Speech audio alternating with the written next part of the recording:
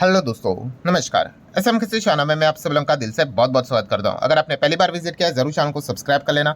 उसी के साथ साथ free stock market classes, let's learn stock market and finance, इन दोनों चैनल को चाहो तो फॉलो कर सकते हैं। दोनों चैनल के लिंक आपको ऊपर आई बटन पे नीचे डिस्क्रिप्शन में मिल जाएंगे। और आज के दिन के जितने भी इंपॉर्टेंट लेटेस्ट वीडियो थे इनको जरूर स्टडी यहाँ पे कर लेना दोस्तों। हर एक वीडियो काफी इंपॉर्टेंट है, अलग अलग खबरें टाइम टू टाइम यहाँ पे बदलती हुई देखने को मिल रही है। सबके लिंक नीचे डिस्क्रिप्शन बॉक्स में आप लोगों को मिल जाएंगे। सो चले दोस्तों, फिलहाल तो इस वीडियो को स्टार्ट कर लेते हैं। ठीक है दोस्तों, अभी हम लोग आ चुके हैं बिल्कुल हमारे नॉर्मल स्क्रीन के ऊपर। एंड दोस्तों यहाँ पे हम लोग बात करने वाले एक बहुत ही एक इंपॉर्टेंट टॉपिक के बारे में। देखिए फिलहाल मेजर टॉपिक तो एक ही है भाई, मिडल ईस्ट से रिलेटेड जो चीज़ें यहाँ पे चल रही है। अभी आज के दिन देखा गया तो ट्रम्प का अभी लेटेस्ट स्टेटमेंट आ गया कि उन्होंने बता दिया कि 5 दिन तक तो फिलहाल हम क्या करेंगे, अटैक यहाँ पे नहीं करेंगे, पोस्टपोन यहाँ पे कर दिया क्योंकि अच्छी बातचीत हुई है। इस चीज़ के चलते गिफ्ट निफ्टी भाग गया, अभी फिलहाल 950 पॉइंट ऊपर है। अमेरिकन मार्केट भी भाग रहा है। फिर ईरान का बयान आ गया, इसके ऊपर भी मैंने अलग से वीडियो बना दिया। ईरान ने तो रिजेक्ट कर दिया भाई इस प्रकार का जो भी क्लेम ट्रंप ने यहाँ पे किया है सीज फायर को लेकर, बातचीत को लेकर। इनफैक्ट उन्होंने ये बताया कि ईरान ने क्या बताया कि अमेरिका फिलहाल तो यहाँ पे डर के मारे भाग रहा है, ऐसी कोई भी चीज़ यहाँ पे नहीं हुई है। ये तो अभी तक की कहानी थी। बट इस चीज़ के भीतर दोस्तों एक बहुत ही इंपॉर्टेंट खबर जो आज के दिन हम लोग को देखने को मिली है, इसी के बारे में बातचीत हम यहाँ पे इस वीडियो में करने वाले हैं। और वो खबर किससे रिलेटेड है? Yes, prime minister Narendra Modi ji, इन्होंने फाइनली दोस्तों आज के दिन की अगर हम लोग बात कर ले, पार्लियामेंट में जो फिलहाल ये जो मिडल ईस्ट को लेकर जो दिक्कत यहाँ पे चल रही है उसको लेकर बातचीत यहाँ पे सामने रखी हुई है। सारी चीज़ें उन्होंने कवर की है।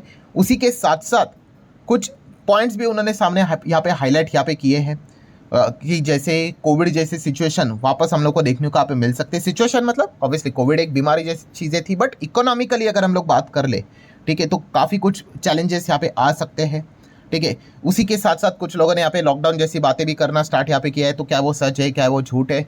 एंड प्लस उसी के साथ साथ कौन से ऐसे सेक्टर से, कौन से ऐसे शेयर से, स्टॉक से जो कि हम यहाँ पे कह सकते हैं दोस्तों इस कॉन्फ्लिक्ट के भीतर यहाँ पे अच्छा कर सकते हैं, जो कि प्राइम मिनिस्टर जी के स्पीच में भी हम लोग को वो चीज़ें देखने को मिली है।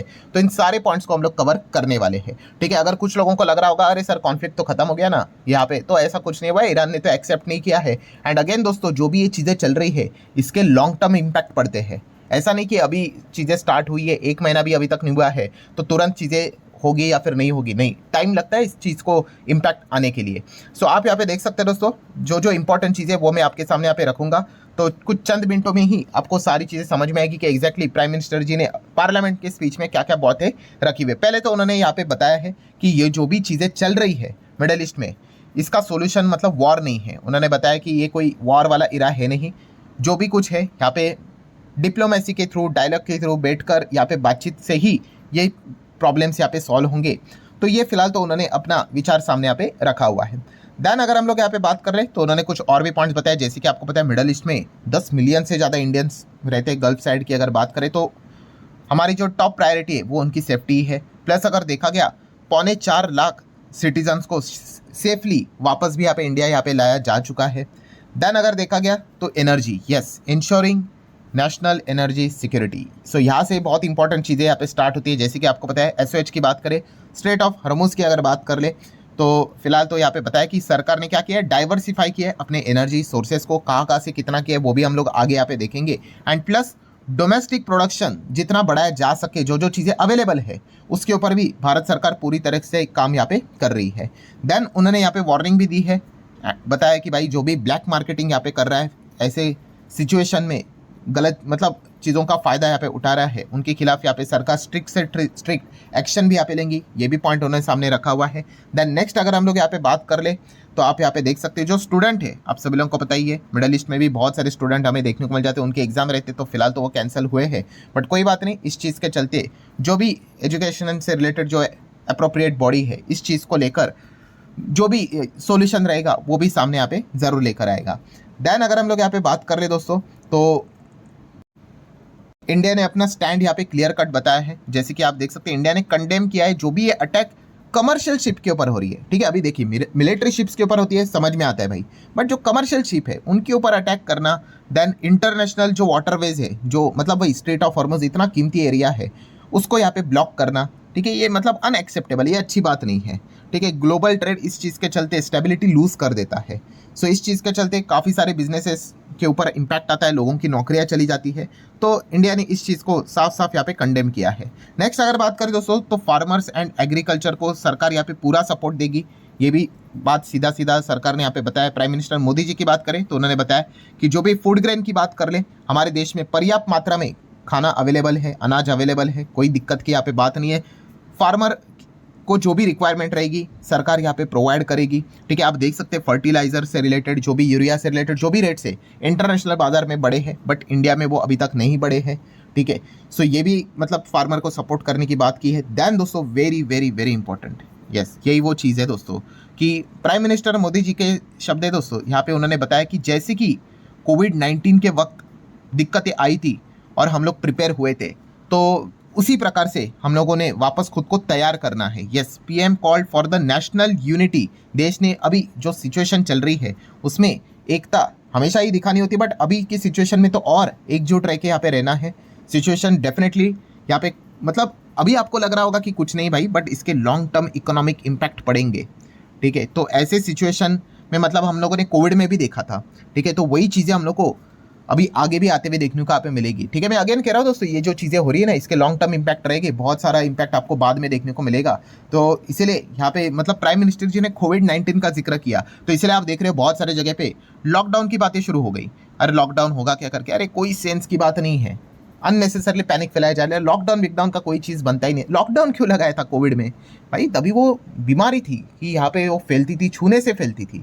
ठीक है, तो लॉकडाउन विकडाउन जैसी कोई चीज़ें यहाँ पे नहीं है, बट यस इकोनॉमिकली इम्पैक्ट ज़रूर चैलेंजिंग सिचुएशंस यहाँ पे फेस करने पड़ेंगे। ये भी पॉइंट फिलहाल तो प्राइम मिनिस्टर मोदी जी ने बताया है। प्लस उसी के साथ साथ जितने भी मिनिस्ट्रीज है, डिपार्टमेंट है, वो टाइम टू टाइम इन चीज़ों के ऊपर यहाँ पे ध्यान रखेंगे। इंपोर्ट एक्सपोर्ट के ऊपर रियल टाइम में क्या क्या चीज़ें यहाँ पे चल रही है उसके ऊपर ध्यान रहेगा। प्लस उसी के साथ साथ जो भी मिस इन्फॉर्मेशन फैलाई जा रही है लॉ और ऑर्डर के हिसाब से अगर हम लोग बात करें, उसके ऊपर भी सरकार यहाँ पे एक्शन लेगी। ये भी चीज़ें उन्होंने फिलहाल तो बताई है।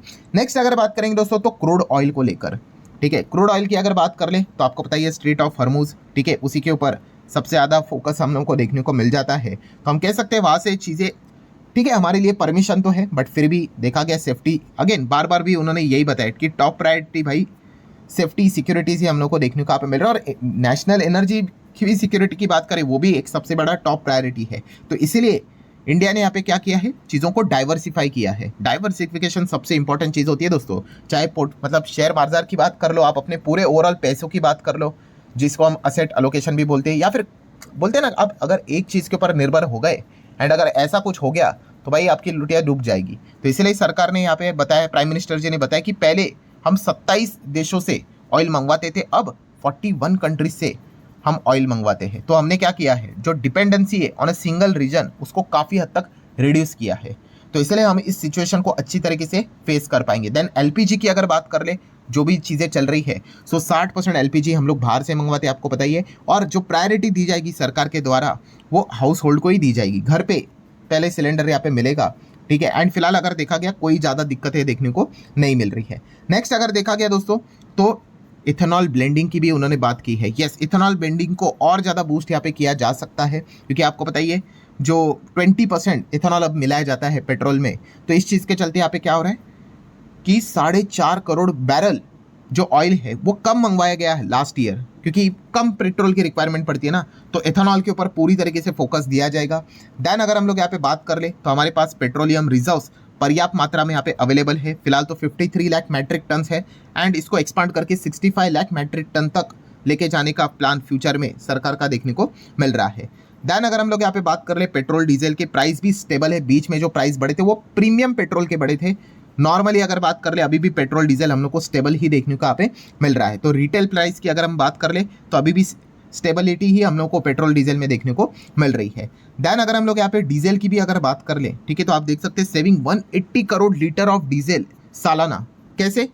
तो रेलवे का इलेक्ट्रिफिकेशन करके, मतलब आपको पता है ना रेलवे में भी डीजल का इस्तेमाल होता है, बट बिजली से भी तो रेलवे चलती है, तो उसको इलेक्ट्रिफिकेशन किया, इसीलिए 180 करोड़ लीटर डीजल हमने यहाँ पे सेव किया है सिंगल ईयर में। तो इसके ऊपर भी सरकार ज़्यादा फोकस देगा। देन इलेक्ट्रिक व्हीकल का भी इस्तेमाल लगातार बढ़ते हुए देखने को मिल रहा है, इसके चलते भी पेट्रोल डीजल का रिक्वायरमेंट यहाँ पे कम लगता है। मतलब कंक्लूजन क्या है दोस्तों ओवरऑल, कि प्राइम मिनिस्टर जी ने ये बात बताई है कि भाई फिलहाल जो सिचुएशन यहाँ पे चल रही है, इसके लॉन्ग टर्म इम्पैक्ट पड़ने वाले हैं और देश ने मिलजुल कर रहना है। कोविड जैसी सिचुएशन हमने फेस की थी वो दोबारा यहाँ पे आ सकते हैं। अगेन कह रहा हूँ लॉकडाउन बिकडाउन जैसी कोई चीज़ यहाँ पे नहीं है, बट यस इकोनॉमिकली इम्पैक्ट की अगर बात कर ले, ठीक है, तो वो दिक्कत यहाँ पे दे सकती है।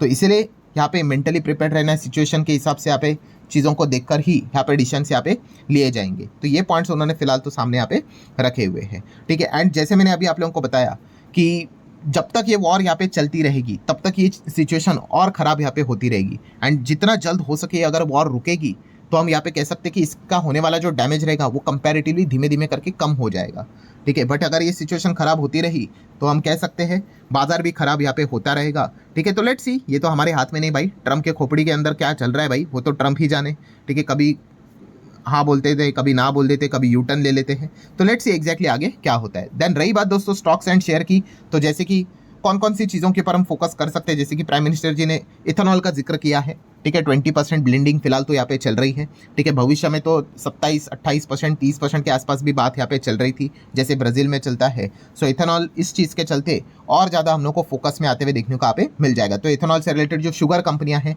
वो ज़बरदस्त यहाँ पे इस चीज़ के चलते फोकस में आते हुए देखने को मिलेगी। देन रेलवे से रिलेटेड जैसे अभी हम लोगों ने देखा इलेक्ट्रिफिकेशन, जितना ज़्यादा इलेक्ट्रिसिटी के ऊपर रेलवे यहाँ पे चलेगा उतना कम डीजल का रिक्वायरमेंट रहेगा। तो इलेक्ट्रिफिकेशन से रिलेटेड काम करने वाले रेलवे कंपनियां, उनके लिए अच्छी बात है। देन अगर आखिरी अगर बात कर ले तो इलेक्ट्रिक व्हीकल, ठीक है। इलेक्ट्रिक व्हीकल में सिर्फ 4 व्हीलर नहीं आते, इसमें 2 व्हीलर भी आता है, हेवी व्हीकल्स भी आते हैं, ठीक है। तो ये सारी चीज़ें हम यहाँ पे कह सकते हैं। स्पीच में अगर आपको कोई पॉजिटिव पॉइंट निकालना ही है कि कौन से सेगमेंट को इस चीज़ का चलते लॉन्ग टर्म में एक अच्छा फायदा यहाँ पे हो सकता है, तो ये 3 सेगमेंट हम लोग को फिलहाल तो स्पीच के हिसाब से देखने को यहाँ पे मिल रहे, इथेनॉल, ईवी एंड रेलवे का इलेक्ट्रिफिकेशन। सो ठीक है दोस्तों, जितने भी इंपॉर्टेंट पॉइंट्स थे वो सारे यहाँ पे मैंने कवर कर लिए। वीडियो हेल्पफुल लगा होगा, आप चाहो तो इसको लाइक एंड शेयर कर सकते हो। मिलते हैं नेक्स्ट वीडियो में, तब तक के लिए बाय बाय।